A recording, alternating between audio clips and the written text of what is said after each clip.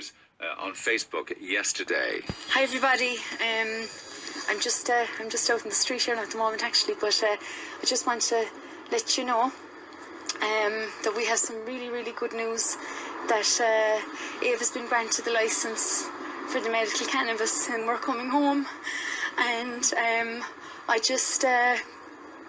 I suppose, what do I just want to thank everybody and, you know, the support and everything, and we'll be home for Christmas and she's doing really well and just can't wait to get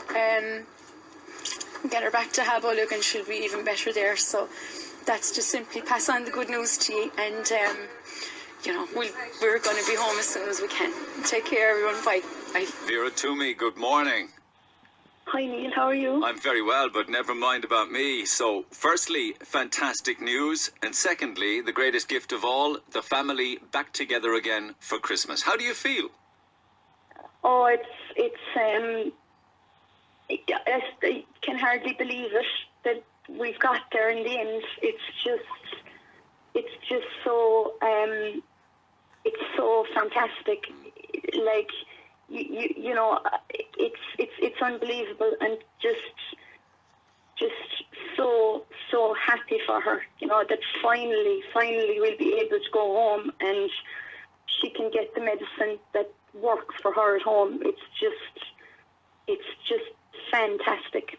And tell me, how did you get the news? Just talk us through events from yesterday, Vera.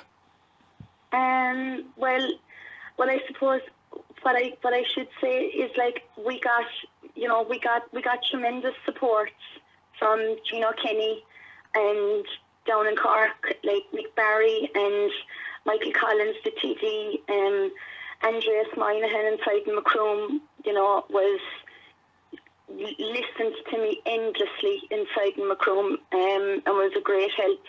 I should add that, like, you know, just to say, because I feel it deeply, that Michael Creed is an absolute disgrace, and that he abandoned us and he just left us. He was an utter disgrace, and we were Fine Gael supporters. My father would be spinning in his grave with the way that he kind of did nothing at all to help us. That was okay, because inside Macroom, Andreas Moynihan was there to help us, and Michael Collins was there. There was good men inside in Cork as well. And in the last while... So you got support from, correct me if I'm wrong, from Fianna Fáil, but as lifelong Fine Gael family, no support at all? Lifelong. It was the biggest and most hurtful betrayal, because I thought Fine Gael, you know, I suppose they have this kind of naive kind of thing that, you know, we always supported Fine Gael, so we thought Fine Gael were the good guys, you know, but unfortunately we were wrong. A lesson learned, says you. So did Micheál Martin have a role to play in all of this? Yes, he did because that's what I was just going to say to you. Over the last kind of month, you know, the time is a bit funny over here, you know, but, like, I suppose over about the last month or more, I'd been in contact with Micheál, you know, regularly enough over the last year and a half, but over the last month or so, he made a lot of effort to help us, with meetings and, you know, talking to Gino and talking to other people above in the department and so on. So in the end, it was actually Micheál that called me to tell me that we had the licence got. And he asked a question in the Dáil yesterday, I believe, wasn't that the case? I was waiting for a kind of official confirmation that we had the licence from the GP, and I think whatever way it went in the Dáil anyway yesterday, I haven't actually heard it at all. Like, but Micheál said it in the Dáil, so then that was that. But you know, it was, you know, credit where credit is due, you know. Do you give any credit to Simon Harris at the end of the day? Well, like, you see, I suppose, in fairness, the man did sign the licence. I don't really, like, it's been a very long time since I've talked to Simon. Like, I suppose you have to give a person credit for signing the license, but like at the same time, the evidence was there, and I really feel I know they said we had to provide clinical evidence and so forth, but I don't think that as a department they had to put us through so much. Do you accept now that you had to go away? I know we had this conversation and it got very emotional once or twice when we were talking about it. We've been talking actually since February 2016, just to remind you of that. You've been as No, good but to listen, talk. no, Yes. never mind that. My point is, it's been a long time, nearly 2 years. But do you accept now, and I know I did say this to you, that you had to go away? I was suggesting, even humbly advising you to go away. Do you accept now that that had to happen? Well, like you see, it did have to happen in the end, but like I suppose my point always was that you see, it's like getting back to Fine Gael. I didn't really believe that a little child with the problems that Ava has would be forced to leave. I thought the right thing to do was to try and make it happen at home. Yeah, well said. Yeah, well said. Yeah. That was where I was coming from. Like, unfortunately, the intransigence of the government and the officials up there meant that wasn't possible. But it doesn't mean that us leaving was the right thing to do, morally or anything like that. It was what we had to do, but it isn't right. And I think that, we're ecstatic that we've got what we need for Ava and that we can come home. But it's not a sustainable situation for all the other people in the country that need this medication. Will you campaign for other families in similar circumstances? I'll speak to anybody about this for as long as they want to speak to me, because I just feel, it doesn't matter whether you're the first person, the third person, or the 23rd person that gets a license for medical cannabis.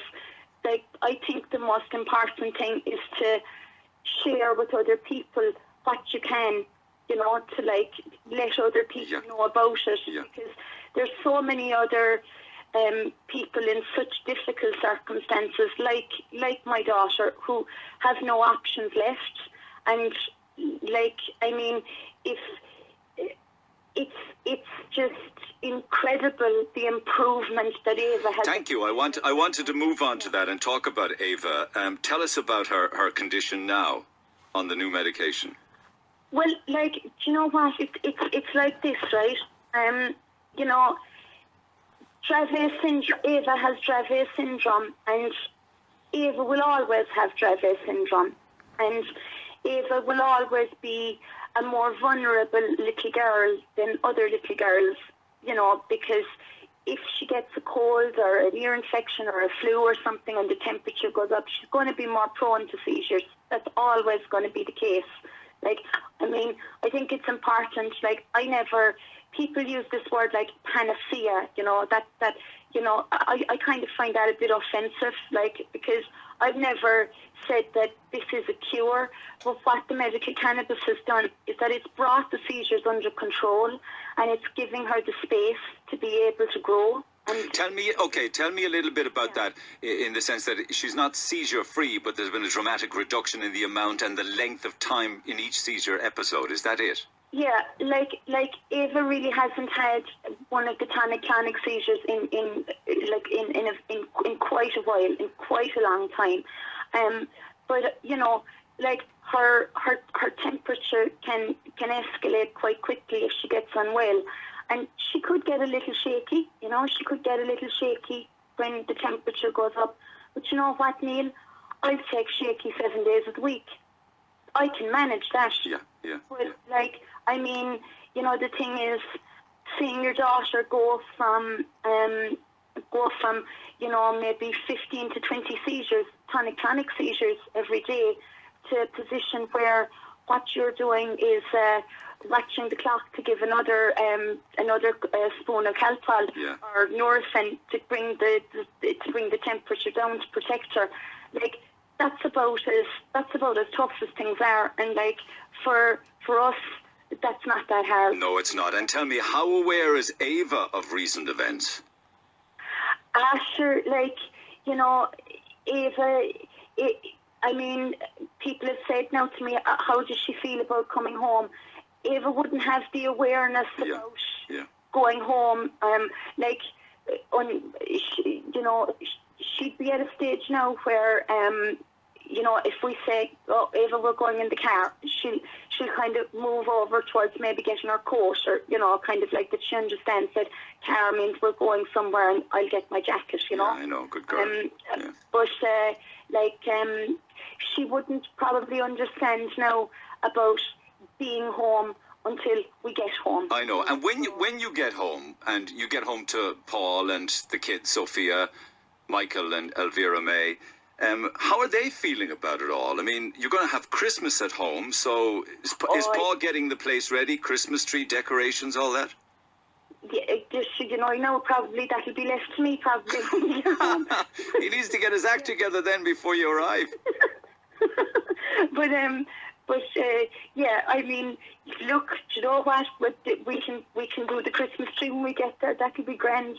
Do it all together, yeah, as a family. Yeah, I think so. Yeah, like, you know, the kids are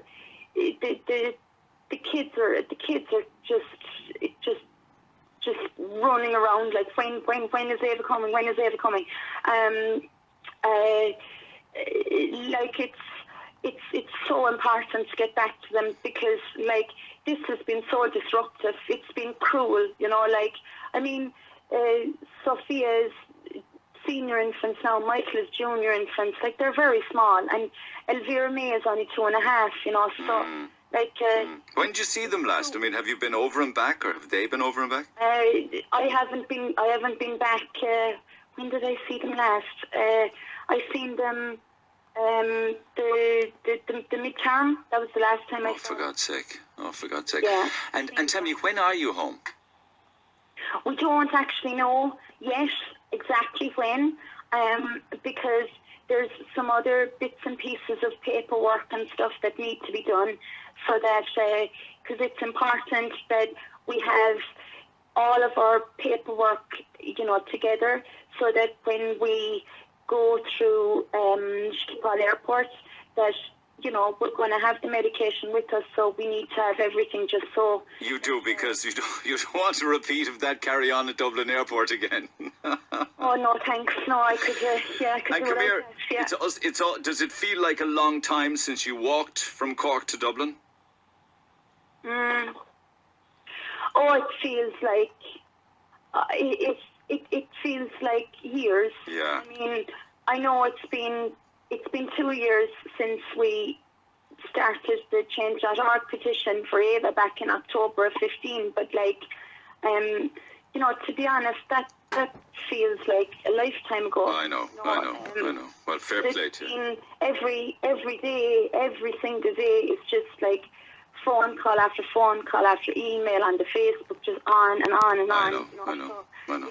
It's going to be a big change now to just have what we need for her and be, you know, she's free now, really. You have to fight for what you want, don't you? You really and truly do. Listen, everybody here is so delighted for you and the family, really and truly, and it's a wonderful, wonderful Christmas gift for us all, to be honest with you. I'd like to organise, you know, beyond at Fota Island Resort, have this superb Santa experience, this huge Christmas experience.